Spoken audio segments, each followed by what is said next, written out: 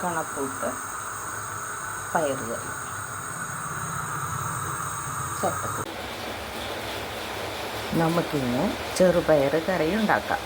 അതിന് വേണ്ടിയിട്ട് ചെറുപയർ കഴുകി നീറ്റാക്കി കുക്കറിൽ ഇട്ടിട്ടുണ്ട്. ചാറായിട്ട് ഇപ്പോൾ പുട്ടിനൊക്കെ ഉപയോഗിക്കാനാണ് ഞാനിതിലിപ്പോൾ എടുക്കുന്നത്. അതിന് വേണ്ടിയിട്ട് പയറിനേക്കാൾ കുറച്ച് മുകളിലായിട്ട് വെള്ളം വേണം. അതിലേക്ക് വേണ്ട സാധനങ്ങൾ വെളുത്തുള്ളി, പച്ചമുളക്, ഇഞ്ചി, വേപ്പില ഇതിലേക്ക് ഇടുക.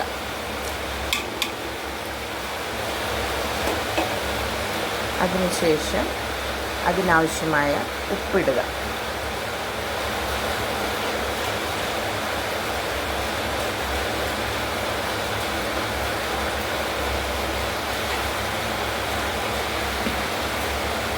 അതിനുശേഷം ലേശം മഞ്ഞൾപ്പൊടി ഇടുക.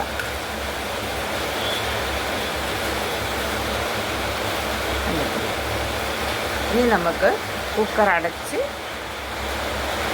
വേവിക്കാം.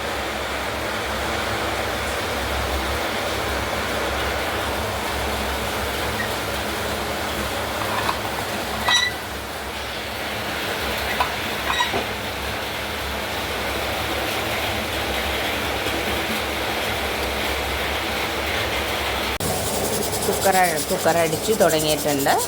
ഇനി കുറച്ച് സമയം നേരെ തീയിൽ വെച്ചിട്ട് ഓഫ് ചെയ്യാം.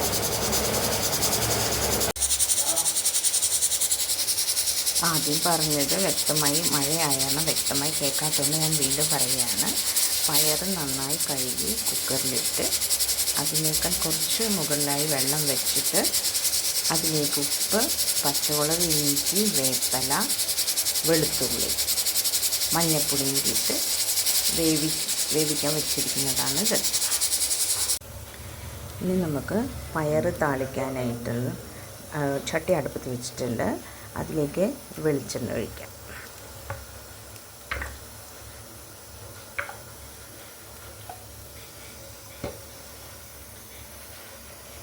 അതിനുശേഷം സവാള ഇടാം.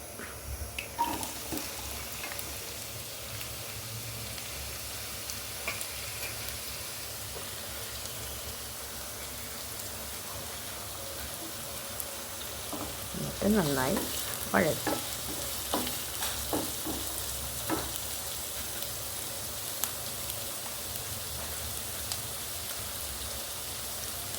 ഒരു പൊടിക്ക് ഉപ്പിടും.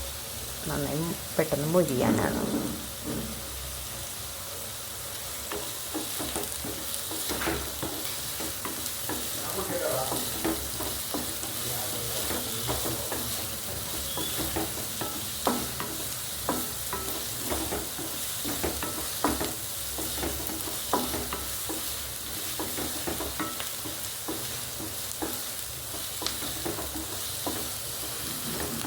പുട്ടിനുള്ള പയറുകറി ആയതുകൊണ്ട് സവാള നന്നായി മൊരിക്കണമെന്നില്ല.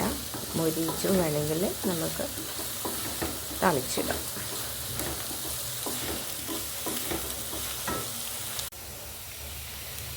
സവാള നന്നായി മൂത്തിട്ടുണ്ട്. അതിലേക്ക് നമുക്ക് മഞ്ഞൾപ്പൊടി, മുളക് പൊടി ഇടാം. നന്നായി ഇളക്കി കൊടുത്ത് സ്റ്റൗ ഓഫ് ചെയ്യാം.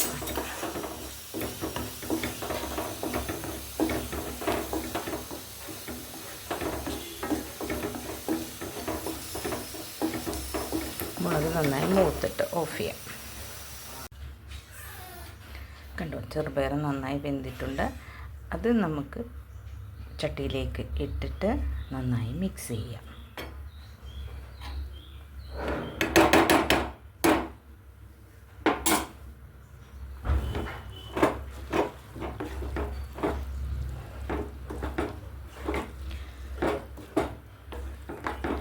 ചാറ് വേണ്ട ആളുകൾക്ക് തിളപ്പിച്ചാറിയ വെള്ളം ആവശ്യമനുസരിച്ച് ഒഴിച്ചു കൊടുക്കുക. കണ്ടോ, ഇങ്ങനെയാണ് പയറുകറി ഉണ്ടാക്കുന്നത്. ഇനി ഉപ്പ് ഉപ്പ് നോക്കി ആവശ്യത്തിനുള്ള ഉപ്പ് പോരെങ്കിൽ ഇടുക. എന്നിട്ട് നമുക്ക് ഓഫ് ചെയ്യാം.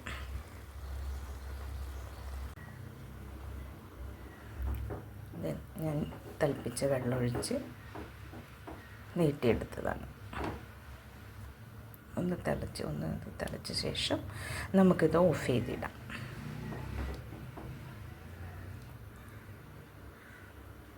തിളക്കുന്നുണ്ട്, നമുക്ക് ഓഫ് ചെയ്യാം.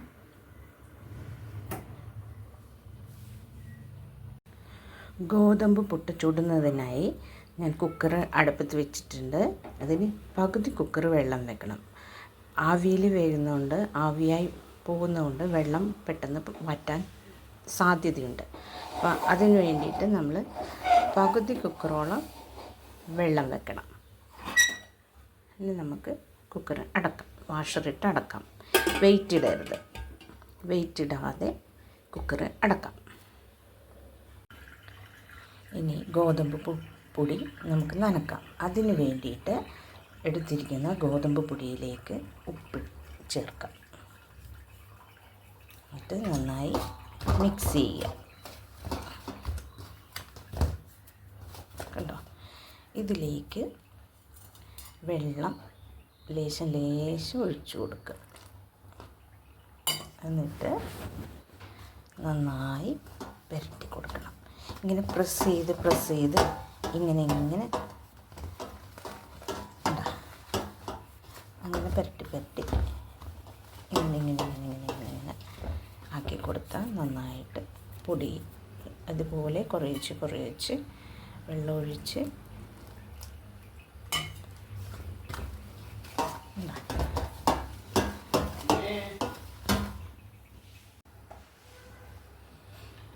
ഒരു കാര്യം മറന്നുപോയി, ഇതിലേക്ക് ചേർക്കേണ്ട പീര ചേർക്കാൻ വിട്ടുപോയി.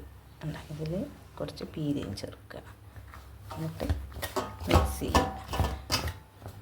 വീണ്ടും കുറച്ച് വെള്ളമൊഴിച്ച് നേരത്തെ പറഞ്ഞ പോലെ ഇതുപോലെ പരത്തി അപ്പം നന്നായിട്ട് പൊടിയായിട്ട് ചെറിയ തരി പോലെ മിക്സായി കിട്ടും. അല്ലെങ്കിൽ ഉണ്ട പോലെ കിടക്കും. കണ്ടോ, പുട്ട് നന്നായി കുഴച്ച് വെച്ചിട്ടുണ്ട്. അതിലേക്ക് വേണ്ട പീര കുക്കറിൽ ആവി വന്ന് തുടങ്ങിയിട്ടുണ്ട്. പിന്നെ നമുക്ക് പുട്ട് നിറക്കാം.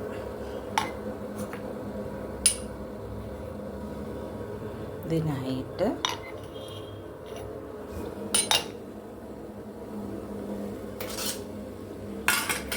അതിലേക്ക് ആദ്യം നമുക്ക് വേണ്ടത് പീര ഇടാം. കണ്ടോ, പീര ഇട്ടിട്ട് അതിലേക്ക് ഗോതമ്പ് പൊടി നിറക്കാം.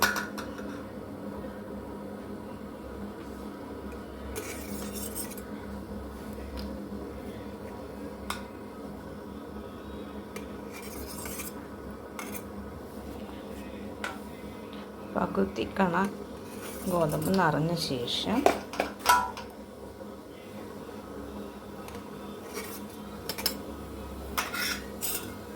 വീണ്ടും അതിലേക്ക് പീരിടുക.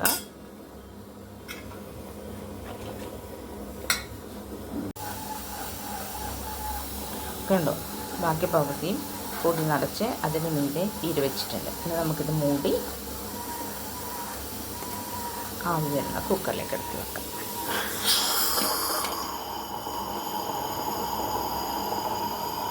അത് ആവി വരട്ടെ. ആ സമയത്ത് നമുക്ക് അടുത്ത ചിരട്ടപ്പുട്ടിൻ്റെ കണയൻ അതിലേക്ക് നിറക്കാം.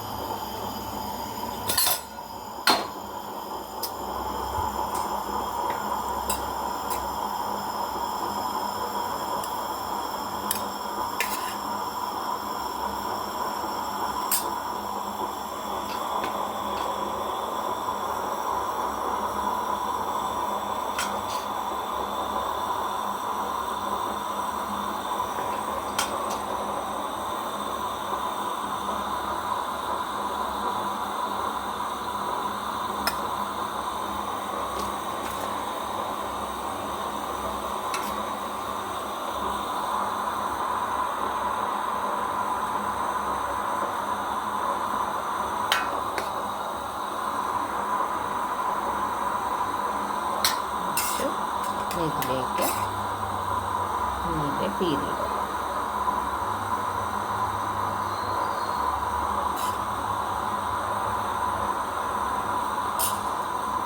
അടച്ചു വെക്കാം. ആദ്യം വെച്ച പുട്ടിന് ആവി വന്നിട്ടുണ്ട്. ഇതിൻ്റെ മണം നോക്കുക, വെന്ത മണം. ഇതിൻ്റെ ആവിക്ക് പുട്ട് വെന്ത മണം ഉണ്ടാവും. 2 മിനിറ്റ് മതി അത് വേവാൻ. ആവി വന്നിട്ട് വെന്തിട്ടുണ്ട്. ഇതെടുക്കാം. എന്നിട്ട് ഉടനെ ചേർത്തപ്പിട്ട് വെക്കാം. ഇങ്ങനെ ഓരോന്നും നിറച്ച്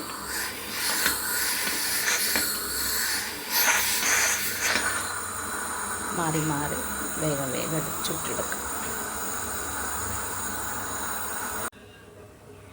കണ്ടോ, ആവി പറക്കണ ആദ്യത്തെ പുട്ട്.